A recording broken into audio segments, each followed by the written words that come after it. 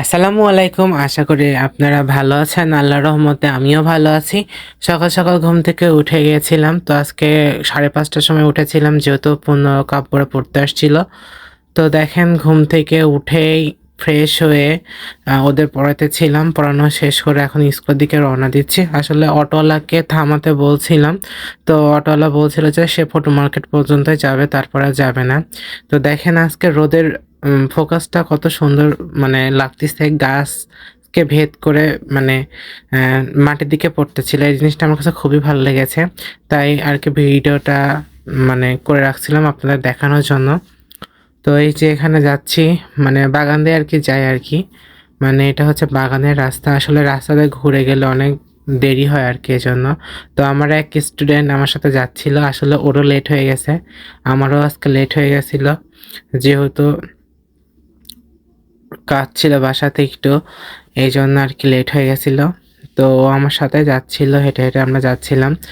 রোদ দেখেন বের হলো কিন্তু হালকা, হালকা কুয়াশা ছিল। শীতের আসলে এটাই দেখতে বেশি ভালো লাগে যে হালকা, হালকা কুয়াশাও আছে বা মানে যেখানে আরকি গাছপালা বেশি সেখানে কুয়াশাও থাকবে, আবার রোদও বের হবে। তো এখানে দেখেন এক গার্জিয়ান যাচ্ছিল একটা ছোট্ট বাচ্চাকে নিয়ে। আসলে ঠান্ডার মধ্যে সে দেখেন তার ভাইকেও আগাতে নিয়ে আসছে। তো এখানে আরেকটা আমার হচ্ছে বোনের ছেলে আর গার্ডিয়ান মানে রাখতে আসছিল। তো তারা আমার খুব বড়, বড় ফ্যান, মানে বিগ ফ্যান আরকি। তো তারা বলতেছিল যে, "স্যার আমাকে ভিডিওতে নেন।" এজন্য আমি আরকি ভিডিও ফুটেজটা নিতেছিলাম। তো তাদের সাথে করে যেতেছিলাম। এক পথে মাত্র একজন ছিল। তো দেখেন আরো ৩-৪ জন আমার সাথে এড হয়ে গেছিল। তো আমি কথা বলতে, বলতে স্কুল পেয়ে গেছি। তো এই যে আমাদের স্কুলের বাউন্ডারি শুরু হয়েছে। তো এখানে আরো স্টুডেন্টগুলো আসতেছিল। এই যে এখন সিগনেচার করে নেব।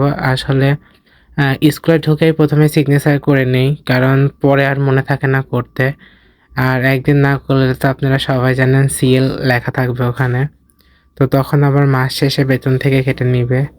তো এটা হচ্ছে আমাদের হেডমাস্টারের রুম। মানে আমাদের হেড স্যার এই রুমে বসে আর আমরা সবাই ওই রুমে বসি। তো আজকে নার্সারি বাচ্চাদের আবদার ছিল যে তাদের কেন দেখানো হয় নাই।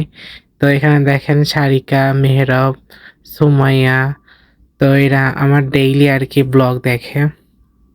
তো বলতেছিল যে স্যার আজকে আমাদেরকে তুলবেন, আমরা বাসায় গিয়ে আজকে দেখব। স্কুল শেষ করে এই যে বেরিয়ে পড়লাম রোজকারের মতো বৃষ্টিকে পোড়ানোর উদ্দেশ্যে। তো শীতের দিনে রোদ পোহাতে ভালো লাগে কিন্তু আসলে সময় থাকে না রোদের উপরে বসার, ঠিকমতো সময় পাই না। তো ফাঁকা অটো পেয়ে গেছিলাম। তো আমি চেষ্টা করি যে ফাঁকা অটোতে ওঠার জন্য। কারণ লোকজন থাকলে আরকি ভিডিও ফুটেজ নেওয়াটা খুবই কষ্টকর হয়ে যায়। তো যাওয়ার পথে এই যে সকালের মানে রোদ, মিষ্টি রোদ আর কি বলবো? মানে গরমের রোদ তো সহ্য করা যায় না। তো দেখেন এখানে আরকি অটোর মধ্যে হচ্ছে ইনি হচ্ছে মিলভিটাতে দুধ দিতে যাবে। তো ইনার অটোয় ফাঁকায় পেয়ে গেছিলাম। হাত মারতে সে দাঁড়িয়ে পড়ল। তো উনার অটোতে উঠে পড়ছিলাম। শীতকালের রোদটা আমার কাছে খুবই মিষ্টি, মিষ্টি লাগে। আপনাদের কেমন লাগে অবশ্যই কমেন্টে জানাবেন। তো বৃষ্টিকে পড়ানো শেষ করে এই যে বাসার দিকে রওনা দিচ্ছি। যেহেতু বৃষ্টির পরশুদিন থেকে পরীক্ষা শুরু, মানে আগামী বৃহস্পতিবার থেকে ওদের বার্ষিক পরীক্ষা শুরু। তো এজন্য আরকি ভিডিও নেওয়া হয় নাই।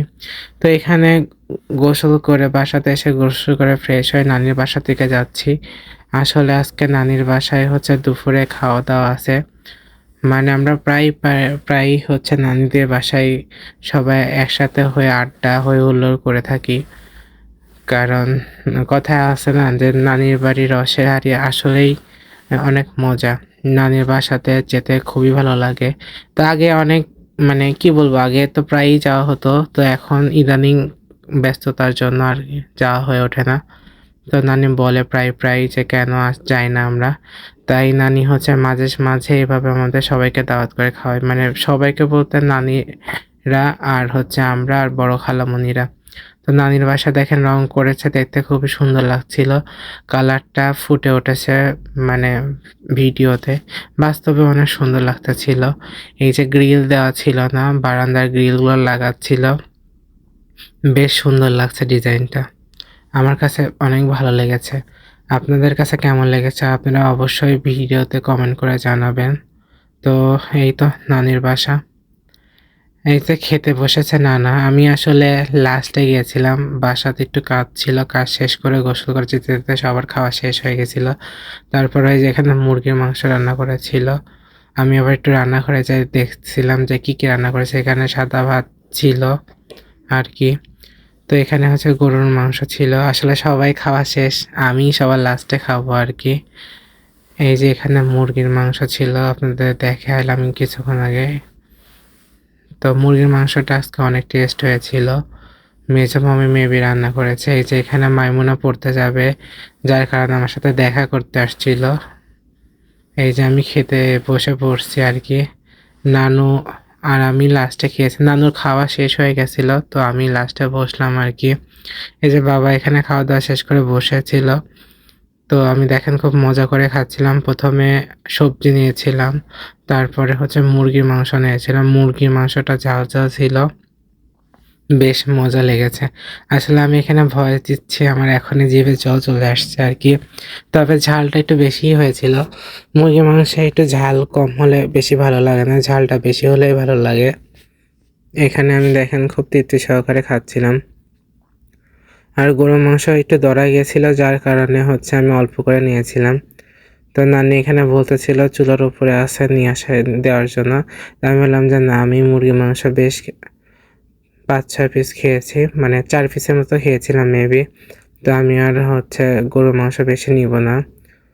এখানে হচ্ছে আমার খালাতো ভাই, আমার হচ্ছে খালাতো বোনের মেয়ের জন্য হচ্ছে এই ট্রলিটা নিয়ে আসছে। ট্রলিটা দেখতে অনেক সুন্দর। তো আমি আবার নানুর রুমে চলে আসলাম। আসলে রং করার পরে চেনা যাচ্ছিল না রুমগুলো দেখতে। নানুর রুমটা আমার কাছে বেশি ভালো লাগছে রং করার পর। আসলে পেস্ট কালার দিলে আর কি ঘরটা বেশি সুন্দর লাগে আর কি। নানুকে আমি বলতেছিলাম যে নানু, তোমার রুমটা সবথেকে বেশি সুন্দর লাগছে। আর সোফাটা হচ্ছে অন্য রুমে ছিল, পরে নানু রুমে অ্যাড করা হয়েছে। তো এই রুমটা এখনো ফাঁকা আছে। তো ফার্নিচার বানাতে যেহেতু দিয়েছে, এই রুমে অ্যাড করা হবে। এখানে হচ্ছে মাইমুনার সে ডলটা আর কি। তো এটা হচ্ছে আম্মু হচ্ছে নানিকে গিফট করেছিল এই চাপাতির মতো আর কি। তো এখানে তাই নানিরা আজকে ঝুলে রাখছে। তো এখানে হচ্ছে বড় মামি হচ্ছে ছাগলকে খাওয়াচ্ছিল। আমাদের নানির বাসাতে 3টা ছাগল আছে। তো ছাগলগুলোকে খাওয়াই নিচ্ছিল। এই যে নানার সে বাগান। তো বাগানে দেখতেছিলাম যে লেবু ধরেছে কিনা। এই লেবু মানে আপনারা সবাই জানেন যে কাগজি লেবু, মানে আপনারা কি বলেন জানি না, আমাদের এখানে কাগজি লেবু বলে। তো সেই লেবুটা হচ্ছে অনেক টেস্ট লাগে। তো দেখতেছিলাম যে লেবু আছে কিনা। তো দেখতে দেখতে দেখেন জমক ছাগলের সাথে দেখা হয়ে গেল। আসলে এরা হচ্ছে 2টা জমক, মানে ভাই মেবি। জমক ছাগল দেখতে একই রকম ছিল। তো এই যে বাগানে চলে আসলাম। আসলে নানির বাসায় আসবো আর বাগানে আসবো না, এটা তো কোনো কথাই হলো না। কারণ আগে খাওয়ার আগে বাগানে খেলতে চলে আসতাম। এই জন্য কেন জানি মনটা ছুটে থাকে বাগানের দিকে। তো এই জন্য খাওয়া শেষ করে একটু রেস্ট নিয়ে বাগানে চলে গেছিলাম। এখানে বাগান থেকে ফিরে এসে দেখি যে হচ্ছে নানি হচ্ছে, যেহেতু শীত পড়ে গেছে ভালোই, তো নানি ছাগলদের দেখেন কি সুন্দর করে জামা পরিয়ে দিচ্ছে। আসলে সোয়েটার পরাচ্ছিল মেবি, মনে হয় কারোর আর গায়ের সোয়েটার পুরনো হয়ে গেছে, তাই হচ্ছে ছাগলদের পরাই দিচ্ছে। যেহেতু শীতকাল পড়ে গেছে এই জন্য তাদেরকে পরিয়ে দিচ্ছে। তো এখানে আমি তানকে পড়ানোর উদ্দেশ্য এই যে অটোতে উঠে পড়েছিলাম, ফটো মার্কেট থেকে উঠেছিলাম। এই যে এটা আমাদের সেই ঐতিহ্যবাহী বিবিসি বাজার। আপনারা কেউ আবার লন্ডনের কথা মনে করেন না, মানে লন্ডন ভাববেন না।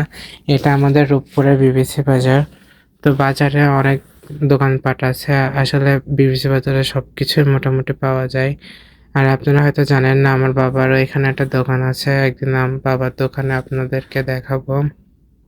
আসলে বাবা ব্যবসা করে, চাউলের ব্যবসা করে। বাবা চাউলের দোকান আছে। এই যে তানের বাসাতে চলে আসলাম। তো মানে প্রায় রাতই হয়ে গেছিল সন্ধ্যার পরে, যেহেতু শীতের দিন আর কি, মানে খুব দ্রুত সন্ধ্যা হয়ে আসে। তো এখানে এই যে ভিতরে ঢুকে যাচ্ছি। এখানে উপরে উঠে যাচ্ছিলাম, যেহেতু তানকে আমি উপরে পড়াই।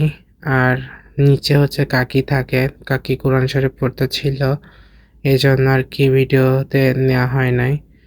তো তানকে পড়ানো শেষ করে এই যে বাসার দিকে চলে যাচ্তেছিলাম। তো যার পথে পাখির সাথে দেখা হয়ে গেল। পাখি দেখেন আমাকে বলতেছিল যে তার নাকি বার্থডেতে কেক চাই। তো সে আমার কাছে অর্ডার দিবে। তো বাসায় এসে দেখি যে আমার বোন সুন্দর করে তার হচ্ছে স্কুলের জন্য ছবি আঁকছিল আরকি, অ্যাসাইনমেন্ট ছিল আরকি। মেবি বন্ধু খাতা বানাবে। তো আমি ভেবেছিলাম যে এগুলো হচ্ছে বন্ধু খাতার জন্য সে বানিয়েছে। তো সে আমাকে বলল যে না এখন নাকি তার প্রত্যেকটা সাবজেক্টেই উপরে অ্যাসাইনমেন্টের উপরেই এইভাবে আঁকাতে হয়। তো আমি তার আঁকানো দেখে তো একবারে অবাক হয়ে গেছি। আসলে আঁকানোগুলো অনেক সুন্দর হইছে। মানে কি বলবো? এক কথায় অসাধারণ। আমরা যেহেতু ড্রয়িং পারি এজন্য আরকি আমি মানে কমেন্ট করতে পারছি যে ক্লাস 6 অনুযায়ী অনেক ভালো আঁকিয়েছে ও। আমি জানি না ওদের ক্লাসে কে কেমন আঁকে কিন্তু দেখে মনে হচ্ছিল যে তার আঁকানোটাই সবথেকে বেস্ট হয়েছে। তো দেখেন এগুলা পুনরায় আবার সে রিপ্লাই করতেছিল। তা আমি বলতেছিলাম যে তোর আঁকানোগুলো দেখতে বারবারই ইচ্ছা করতেছে। তো আসলে এই আঁকানোগুলো অনেক সুন্দর হয়েছে। দেখে মনে হচ্ছিল যে একবারে বাস্তবমুখী আঁকানো। তো আমি বললাম যে একটু সবগুলো একসাথে করে টেবিলের উপরে দেখা তাহলে আমার ভিউয়ার্সরা সুন্দর করে দেখতে পাবে। যেহেতু দুপুরবেলা আজকে নানির বাসা থেকে খেয়েছিলাম তাই রাতে খাওয়ার জন্য আম্মু হচ্ছে রাইস কুকারে ভাত দিয়েছিল। তো ভাতের মধ্যে হচ্ছে আলু আর কলা সিদ্ধ করতে দিয়েছে যাতে এক্সট্রা করে আর সিদ্ধ করতে না হয়। যেহেতু শীত পড়ে গেছে এদিকে মোটামুটি ভালোই ঠান্ডা পড়েছে। আর আম্মু এজন্য শর্টকাট বুদ্ধিতে মানে রাইস কুকারের মধ্যে দিয়ে দিয়েছে যাতে আর এক্সট্রা করে যাতে সিদ্ধ করা না লাগে। তো এখানে আমি ভর্তা করার জন্য শুকনো মরিচগুলো ভেজে নিচ্ছিলাম। তো এখানে আম্মু ২টা ডিম ভাজবে আমার জন্য আর আমার বোনের জন্য। আর ফ্রিজে যেহেতু মাছ ছিল তো সেটা হচ্ছে আব্বু আর আম্মু খাবে। তো আসলে আমি কড়া করে ডিমটাই বেশি পছন্দ করি। তো এখানে দেখেন তেলটা বেশি দিতে গেছিল তো আম্মু এখানে ডিমটা দিয়ে দিয়েছে। তো সুন্দর করে ভেজে নেবে আম্মু কড়া করে। কারণ আমি কড়া ডিম ভাজি ছাড়া খেতে পারি না আরকি। আমার কাছে ভালো লাগে না। আর আলু ভর্তার সাথে হচ্ছে ডিমটা কড়া করে ভাজলে বেশি ভালো লাগে। তো এখানে আম্মু হচ্ছে কলাটা ভর্তা করে নিচ্ছে ১ম এ। দেখেন কলাটা কি সুন্দর আম মানে সিদ্ধ হয়েছিল ভাতের মধ্যে দেওয়ার পরও। কিন্তু ভাতের মধ্যে দিলে একটা সমস্যা হয় কি আরকি ভাতের কালারটা হচ্ছে কলার কষের জন্য হচ্ছে অন্যরকম হয়ে যায়। তারপরে যে আলু ভর্তা করে নিচ্ছিল। তো সাদা ভাতের সাথে গরম, গরম ভাতের সাথে আলু ভর্তা, কলা ভর্তা আপনারা খেয়ে দেখবেন যে কতটা মজা লাগে। আমার কাছে তো অনেক মজা লাগে। আপনারা অবশ্যই কমেন্টে জানাবেন যে কাদের, কাদের আলু ভর্তা, কলা ভর্তা এবং গরম ভাতের সাথে ডিম ভাজি ভালো লাগে। তো এখানে দেখেন আম্মু সুন্দর করে আলুটা ভর্তা করে নিচ্ছিল। তো আজকের মতো ব্লগটা এই পর্যন্ত। ব্লগটা আর বেশি বাড়াবো না। আর যেহেতু আমার ঠান্ডা লেগেছে ভয়েসটা দিতেও অনেক কষ্ট হচ্ছিল। বারবার কাশি উঠে যাচ্ছিল। তো আপনারা আমার জন্য দোয়া করবেন আর আমার ব্লগের সঙ্গে থাকবেন। আল্লাহ হাফেজ।